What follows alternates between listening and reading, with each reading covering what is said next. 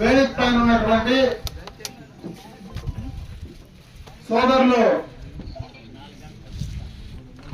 మాజీ మండల ప్రజా పరిషత్ అధ్యక్షులు, ఈ ప్రాంతంలో వారి కుటుంబం కూడా సుపరిచితులు. గతంలో వారితో రాజకీయంగా 2 సార్లు పోటీ చేసిన ఈ రోజు రాజకీయాల్లో స్థాయికి తగ్గి ఈరోజు ఈ చెత్త నాయకులు మాట్లాడేటువంటి మాటలు ఒకసారి గుర్తు చేసుకుంటే, ఎన్ని సంవత్సరాల రాజకీయంలో కూడా గౌరవంగానే రాజకీయాలు చేశాం. ఈరోజు వారు కానీ వారి సోదరుడు రెడ్డప్పరెడ్డి గారు కానీ ఇరువురు కూడా వారి కుటుంబం నుంచి నా గెలుపు కోసం, తెలుగుదేశం పార్టీ గెలుపు కోసం మా శాసనసభ ఎన్నికల్లో కలిసి రావడం చాలా సంతోషించదగ్గ విషయం. మనస్ఫూర్తిగా వాళ్ళందరికీ కూడా ఆహ్వానిస్తున్నా. అదేవిధంగా వేదిక పైనటువంటి క్లస్టర్ ఇన్ఛార్జెస్, పార్టీ అధ్యక్షుడు, జనరల్ సెక్రటరీ, యూనిట్ ఇన్ఛార్జీలు, ముఖ్యమైనటువంటి నాయకత్వం అంతా కూడా ఉంది. వాళ్ళందరికీ ముఖ్యంగా ఈ కార్యక్రమంలో భాగస్వాములైనటువంటి సెక్షన్ ఇన్ఛార్జీలు, బూత్ కమిటీ కన్వీనర్లు, గ్రామ కమిటీ అధ్యక్షున నా హృదయపూర్వకమైనటువంటి నమస్కారాలు. అన్నిటికీ కూడా ముందు నిలబడి మీరు ముందుకొచ్చి తెలుగుదేశం పార్టీకి గతంలో మనం ఏదైతే 2019లో ఈ మండలంలో నష్టపోయినామో, అవమానపడ్డామో దానికి 2 మరి ఆ అవమానానికి మళ్ళా మనం ధీటుగా సమాధానం చెప్పడానికి ఈ మండలమే చరిత్రలో నిలబడాలని చెప్పి సందర్భంగా కూడా తెలియజేసుకుంటున్నా. ఈ 5 సంవత్సరాల్లో చాలా మంది అధికారం ఏదో పర్మనెంట్ గా మా ఇంట్లో ఉంటుందనో, అధికారం ఏదో నా చేతికి వచ్చింది పర్మనెంట్ గా నేను ఉంటానో చాలా మంది విర్రవీగినారు.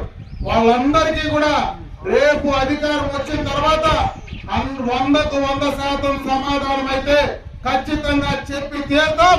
మళ్ళా 20 సంవత్సరాలు ఆ యొక్క గడ్డి కూడా మొలవకుండా వాళ్ళని అనగదపాతాలనేది రాజకీయంగా తొక్కే కార్యక్రమాన్ని ఖచ్చితంగా ఈ మండలంలో చేసి తీరుతామని చెప్పి సందర్భంగా కూడా అందరూ కూడా తెలియజేసుకుంటా ఉన్నా.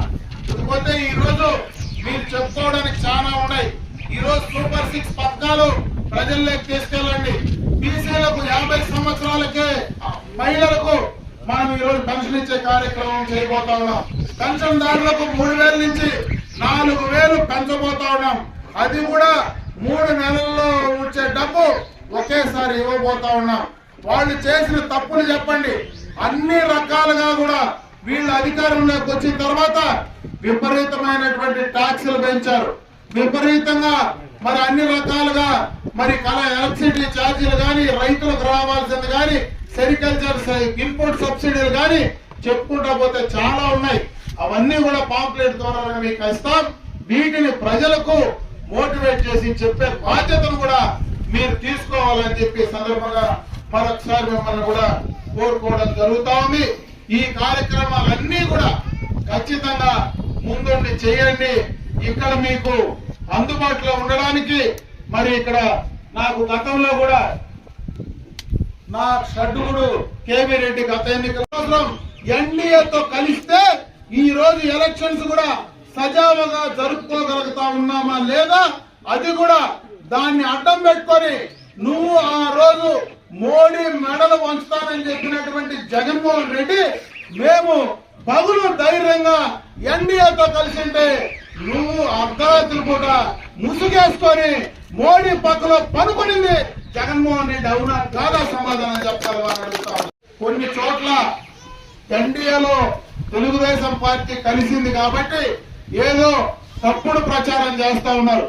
ఈ రోజు శాసనసభ్యుల వారు కూడా ఒక వీడియో రిలీజ్ చేశాడు. ఏదో ఎన్ఆర్సీ పైన, సిఐఏ పైన ఒక వీడియో రిలీజ్ చేశాడు. నేను అడుగుతా ఉన్నా, అయ్యా మొన్న ఎన్ఆర్సీకి సిఏఏకి వాళ్ళు అక్కడ పార్లమెంట్ లో బిల్లు పెట్టినప్పుడు 22 మంది పార్లమెంట్ సభ్యులు ఓటేసింది ఎవరో చెప్పగలవా అని అడుగుతా ఉన్నా. ఎవరు ఓటేశారు? ఓటేసేది కాదు, పార్లమెంట్ లో ఆ బిల్లుకు మద్దతు ఇస్తామని మాట్లాడినటువంటి వ్యక్తులు మన పక్కన ఉండేటువంటి మిథున్ రెడ్డి కాదా, విజయసాయి రెడ్డి కాదా?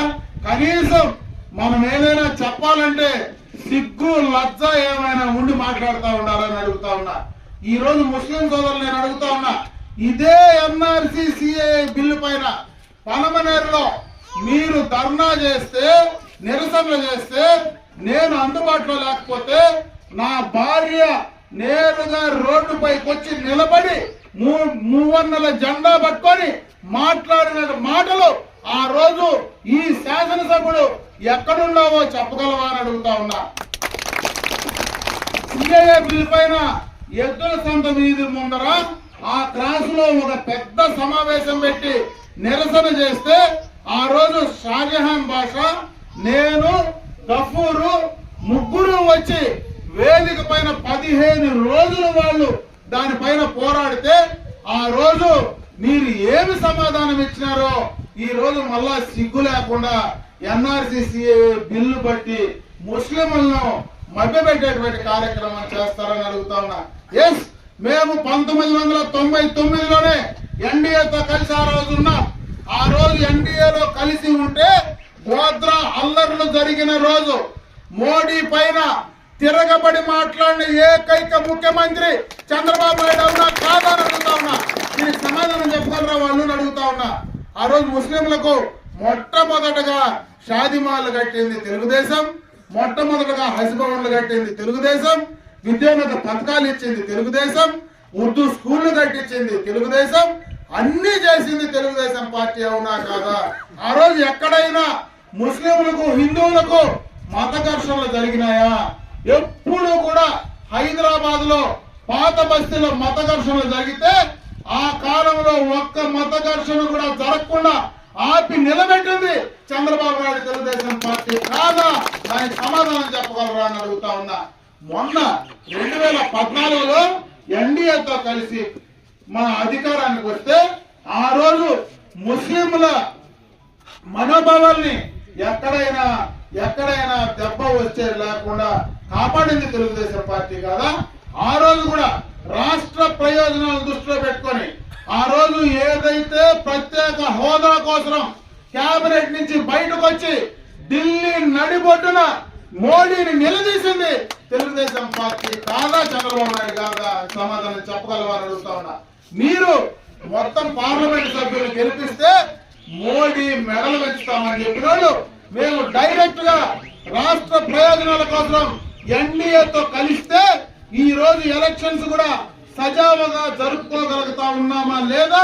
అది కూడా దాన్ని అడ్డం పెట్టుకొని నువ్వు ఆ రోజు మోడీ మెడలు వంచుతానని చెప్పినటువంటి జగన్మోహన్ రెడ్డి మేము పగులు ధైర్యంగా ఎన్డీఏతో కలిసి ఉంటే నువ్వు అర్ధరాత్రి పూట ముసుగేసుకొని మోడీ పక్కలో పనుకునింది జగన్మోహన్ రెడ్డి అవునా కాదా? సమాధానం చెప్పగలవా అని అడుగుతా ఉన్నా. పక్కలో పనుకునేది ఎవరు పనుకుంటారు? కాదు,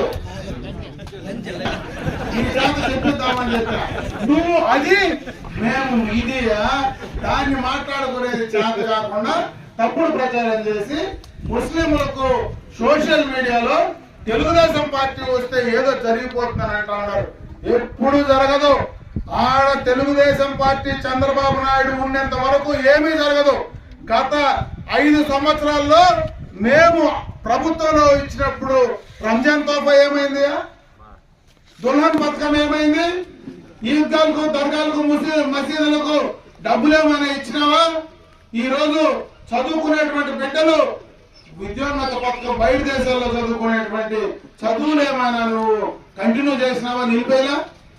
కనీసం హజ్ భవన్కు సంబంధించినటువంటి కార్యక్రమాలు ఏమైనా చేసావు? మేము కట్టిన హజ్ భవన్ ఈ రోజు కూడా ఓపెన్ చేయకుండా అట్లనే పడేసినావా లేదా? ఈ రోజు హజ్ యాత్రకు డబ్బులు ఇస్తా ఉన్నావా? మైనారిటీ కార్పొరేషన్ ఉందా? అసలు ఏం చేస్తున్నావు? కనీసం ఇమాములకు మౌజములకు మేము గతంలో డబ్బులు ఇస్తామంటే నువ్వు డబ్బులు ఇచ్చే పరిస్థితి అయినా ఈ ప్రభుత్వం చేసిందా? జగన్మోహన్ రెడ్డి ఏం ముఖం పెట్టుకొని అడుగుతారు? రంజాన్ తోఫా ఇచ్చి పేద ముస్లింలు గౌరవించేటువంటి కార్యక్రమం చేసినాం, అది కూడా తీసేస్తే కార్యక్రమమే. పేదవాళ్లకు పదవులు ఇస్తే అన్నా క్యాంటీన్ కూడా, అన్నం పెట్టే క్యాంటీన్ కూడా నిలిపేస్తారనేది జగమెరిగిన సత్యం కదా, చెప్పుకోగలవా? దీన్ని మతానికి అడ్డం పెట్టుకొని ఈ రోజు మతం ముసుగులో ఓట్లు వేసుకుంటావా? ఈ నియోజకవర్గంలో అమర్నాథ్ రెడ్డిగా నేను, మా తండ్రి రామకృష్ణారెడ్డి పుంగనూరులో పొలమనేరులో మైనారిటీలకు చేసిన కార్యక్రమాలు లేవా? మేము కట్టిన స్కూల్లే, మేము కట్టిన షాదీ మహల్లే. గతంలో మొన్న నేను షాదీ మహల్ 2 శాంక్షన్ చేసేస్తే ఈ రోజు కూడా మొండిగోడపై నిలబడితే మొన్న ఈద్గాలోకి పోయి అక్కడ ఈద్గాలో ఈ షాదీ మహల్ అడ్డం ఉంది, దీన్ని కొట్టేయాల చేతులతో అంటే 3 కూడా చేతులు సిగ్గుమాలిగా. ఆడబిడ్డలకు స్కూలు మైనారిటీ రెసిడెన్షియల్ స్కూల్ తెస్తే దాన్ని ఈ రోజు దాకా కూడా తెచ్చే యోగ్యత 5 సంవత్సరాల్లో ఈ ప్రభుత్వానికి శాసనసభ్యుడికి ఉందా? ఇదే రాయలపేటలో బీసీలకు సంబంధించినటువంటి రెసిడెన్షియల్ స్కూలు తెచ్చి నేను ఉన్నంత వరకు నడిపితే ఈ రోజు ఎక్కడుందా నీ స్కూలు? డబ్బులు శాంక్షన్ చేసి 17 కోట్లు తెచ్చి ల్యాండ్ అలాట్మెంట్ చేస్తే దాన్ని కట్టించే ఆ యోగ్యత కూడా బీసీల కోసం కట్టించే యోగ్యత ఉందా? మైనారిటీలు లేదు, బీసీలు లేదు. నువ్వు మతాన్ని అడ్డం పెట్టుకొని మాట్లాడేటువంటి పరిస్థితి ఉంటే ఖచ్చితంగా మైనారిటీస్ అర్థం చేసుకోవాలా. ఈ నియోజకవర్గంలో మైనారిటీలకు కానీ, బలహీన వర్గాలకు కానీ, ఎస్సీ ఎస్టీలకు కానీ అందరికీ కూడా వాళ్ళ హక్కులకు, వాళ్ళ యొక్క మతానికి సంబంధించి కానీ, వాళ్ళ విశ్వాసాలకు సంబంధించి కానీ ఎక్కడ ఎవరికి నష్టం జరిగినా ముందు రోడ్డు పైన వచ్చి నిలబడేది అమర్నాథ్ రెడ్డి గుర్తు పెట్టుకోవడం చేస్తా ఉన్నా. మీరు ఖచ్చితంగా కూడా ప్రజల్లోకి తీసుకెళ్లాల్సినటువంటి పరిస్థితి ఉంది. ముఖ్యంగా మైనారిటీ సోదరులకు తీసుకెళ్లాలా. ఖచ్చితంగా 2 ఓట్లు కూడా సైకిల్ కు వేయమని చెప్పి చెప్పాల్సిన బాధ్యత ఉంది అని చెప్పి సందర్భంగా తెలియజేసుకుంటా ఉన్నా. ఇవే కాదు, ఈ రోజు మన పార్లమెంట్ సభ్యుడిగా ప్రసాదరావు గారు పోటీ చేస్తా ఉన్నారు. ఒక ఐఆర్ఎస్ ఉద్యోగంలో ఉండి ఆయన ఈ రోజు వాలంటీర్ రిటైర్మెంట్ తీసుకొని మన పార్లమెంట్ కు వస్తా ఉన్నారు. రేపు పార్లమెంట్ లో మనం చేసుకోవాల్సిన కార్యక్రమాలు చాలా ఉన్నాయి. ఈ నియోజకవర్గంలో అటు తమిళనాడు, కర్ణాటకకు మధ్య ఉండేటువంటి నియోజకవర్గం ఇది. అటు 2 రాష్ట్రాలకు, 2 రాష్ట్ర రాజధానులకు దగ్గరగా ఉండేటువంటి నియోజకవర్గం ఇది. ఈ రోజు ఈ నియోజకవర్గంలోనే ఎక్స్ప్రెస్ వే కూడా పోతా ఉంది. రాబోయే కాలంలో ఈ ప్రాంతంలో మనకు పెట్టుబడులు కానీ కేంద్రం నుంచి రావాల్సినటువంటివి మాట్లాడి తెచ్చుకోవాలంటే ఖచ్చితంగా ఒక మాట్లాడగలిగినటువంటి పార్లమెంట్ సభ్యుడు ఉండాలి. గత ఎన్నికల్లో ఒక పార్లమెంట్ సభ్యుడికి ఓట్లు వేసినాం, ఎక్కడున్నాడో తెలియదు, ఎట్లుంటాడో తెలియదు, ఎప్పుడు వస్తాడో తెలియదు, యాటీఎంలో కుమ్మూరులో ఉంటాడో తెలియదు. కుమ్మూరు కాదు ఆయన ఓట్లేసింది. మనం చిత్తూరు పార్లమెంట్ ఓటేస్తే ఆడు కూర్చొని నేరుగా కుప్పానికి పోయి చంద్రబాబు నాయుడు మీద తిట్టేసి మళ్ళా 4 రోజుల నుంచి చక్కగా ఊరికి వెళ్ళిపోయేవాడు. ఏ పని ఈ రోజు దాకా ఈ నియోజకవర్గంలో మాట్లాడినటువంటి దాఖలాలు లేవు. కాబట్టి అటువంటి ఆయనకు ఓట్లేస్తే ఉపయోగం లేదు. ఖచ్చితంగా చదువుకున్నటువంటి వ్యక్తికి ఓటు వేయాలా, ఖచ్చితంగా 2 ఓట్లు సైకిల్ వేయాలని చెప్పి తెలియజేసుకుంటున్నా. మైనారిటీ సోదరులు కూడా, రాయలపేట మైనారిటీ సోదరులు కూడా ఒక విషయం చెప్పాలా. ఎందుకంటే మనం ఇక్కడ షాదీ మహల్ పెట్టినాం. 3 ఏళ్ల ముందరనే ఒక ఆయన వచ్చి మనం వేసిన దానికి బోర్డు వేసినాడు. ఇప్పుడు దాకా బోర్డుగానే ఉంది. అది ముస్లిం మైనారిటీల పైన ఇక్కడ ఉండేటువంటి శాసనసభ్యుడికి ఉండే ప్రేమ. కనీసం సిగ్గంగా ఉండే లేదా దాన్ని చెప్పుకోవడానికి రాయేసిన, నేను కట్టిన దానికి రాయేసి దాని పని ఈ రోజు దాకా చేయకుండా ఈ రోజు మళ్ళా సోషల్ మీడియాలో మైనారిటీల గురించి మాట్లాడేటువంటి అర్హత, సిగ్గు అన్న ఉండాలన్నా వచ్చారు అడుగుతా. ఇంత దౌర్భాగ్యంగా మాట్లాడి కనీసం సిగ్గు లజ్జ లేకుండా తప్పులు ఏ రకంగా అంటే ఆ రకంగా తప్పులు చెప్తా ఉంటే దాన్ని వాళ్ళ విజ్ఞప్తి వదిలిపెడతా ఉన్నా. కాబట్టి ఇవన్నీ మీరు దృష్టిలో పెట్టుకోండి. ఈ ప్రభుత్వం చేసేటువంటి తప్పులు చెప్పండి, మనం అధికారంలోకి వస్తే చేసే కార్యక్రమాలు చెప్పండి. ఈ రోజు మీరు మాట్లాడే తప్పుడు ప్రచారాన్ని ఎప్పటికప్పుడు ఎండగట్టండి, ధైర్యంగా ఎన్నికలకు పోండి. ఈ 15 రోజులు మీకు పూర్తిగా ఈ ఎన్నికల పైన దృష్టి పెట్టండి. ఏదైతే ద్రోణాచార్యుడు అర్జునుకి నీకు ఎయిమెత్తినప్పుడు నీకు ఏం కనపడతా ఉందంటే గువ్వ కన్నే నాకు కనపడిందని చెప్పినట్టుగా మీకు 15 రోజులు ఏం కనపడతా ఉందంటే సైకిల్ గుర్తు, పోలింగ్ స్టేషన్ లో పోలింగ్ బూత్ లో డబ్బా, ఆ డబ్బా సీల్ చేసిందాక వేరే కార్యక్రమాలు చేయొద్దని చెప్పి ఈ సందర్భంగా మీకు అందరికీ కూడా తెలియజేసుకుంటూ, ఈ రోజు ఇక్కడ చాలా మంది పార్టీలో నచ్చక దాని కూడా నేను పార్టీలో చేరినాను. ఈ రోజు నేను గతంలో 5 సంవత్సరాలు ఎంపీటీగా ఉన్న ప్రతి ఒక్కరికి అందరికీ కూడా తెలుసు. నా 5 సంవత్సరాల జీవితంలో ఎవరికైనా ఈ పక్క పంచాయతీలో, పోలీస్ స్టేషన్ లో గానీ, ఎంఆర్ఓ ఆఫీస్ లో గానీ ఏ ఒక్క సెక్రటరీలు నాతో పాటు ఉన్న ఎంపీటీసీ సర్పంచులకు ఎవరికైనా ఇబ్బంది పెట్టింటే కూడా క్షమించమని కోరుతున్నా. నేను అటువంటి పని ఎవరికి కూడా చేయలేదు. ఏదన్నా ఉంటే కూడా ఎస్ఐతో ఫోన్ చేస్తే కూడా అదేదో వాళ్ళు ఏదో చూసి పంపించాను సార్, ఏదో కాంప్రమైజ్ చేసి పాపం ఏదో చిన్న గలాట పెట్టినారు అని చెప్పినాను తప్ప ఈ రోజు అటువంటి పరిస్థితి కాదు. మాట్లాడితే ఎస్ఐని కేసు కట్టడం, ఈ రోజు కొన్ని పంచాయతీలో రిమాండ్ పోయి వచ్చినాడు పాపం. ఇది బాధాకరమైన విషయం.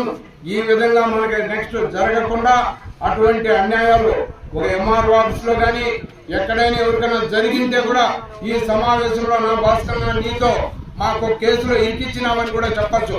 కానీ ఏదన్నా ఉంటే చూసి చెప్పి పంపించమని చెప్పినా తప్ప అటువంటి ఆలోచన నాకు లేదు. ఈ రోజు నా ఉద్దేశం కూడా, మేము కూడా గతంలో కాంగ్రెస్ పార్టీ అన్న తెలుగుదేశం పార్టీలో ఉంటే కూడా మా అన్నగారు మేము నిన్న కూడా అటువంటి ఏమీ మేము ఎప్పుడూ విమర్శించుకోవాలా. అమర్నాథ్ రెడ్డి అనే మేము కానీ, మా అన్నని అమర్నాథ్ రెడ్డి అని కానీ మేము ఎప్పుడు విమర్శించుకోవాలా. ఈ రోజు ఒక చేత కానీ ఎడ్యుకేటెడ్ కానీ ఒక పిల్లోడికి వచ్చి ఏదో మాకు ఎట్లా అంటే శంకరరాయుడుపేటలో ఒకసారి విపరీతమైన వర్షాలు పడి పైన కోలారు, ములబాగులు తెల్లవారేళ్ళకి చెరువు నిండిపోయింది. ఆ విధంగా ఆ టైప్ తో అయిన వ్యక్తి, ఆయన్ని మనం అందరూ కూడా మన నియోజకవర్గంలో లేకుండా ఆయన్ని పంపించే ఏర్పాటు చేయాలని చెప్పి నేను కోరుకుంటూ, ఈ రోజు ఈ తెలుగుదేశం పార్టీ తప్ప నేను వేరే ఉద్దేశం నాకు లేదు. రేపేదో పదవులు కావాలని కానీ చంద్రబాబు నాయుడుతో కలిసినప్పుడు కూడా అన్నా, నేను మా నాయని చరిత్ర తెలియజేస్తే 40 ఏళ్ళ చరిత్ర అన్నాడు చంద్రబాబు నాయుడు గారు. అప్పుడు పాత వాళ్ళప్పుడు మా ఇంటికి వచ్చినాడు ఆయన. అందుకే ఈ రోజు కూడా మీకు ఎవరికి కూడా నా ఇంటి హాని లేదు. ఎవరికన్నా తప్పు చేయండి కూడా క్షమించండి.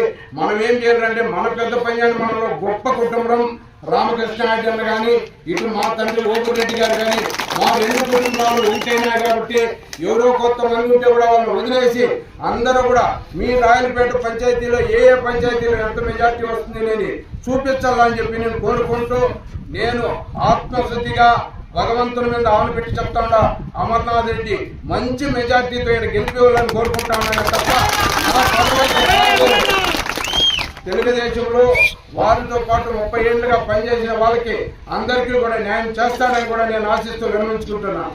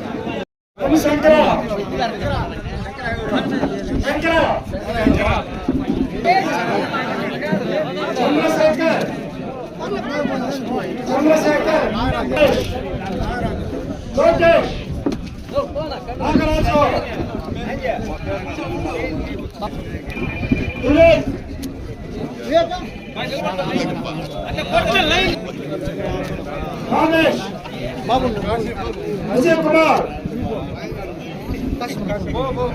వినాయక కాసిం, వినాయక నాగేంద్ర,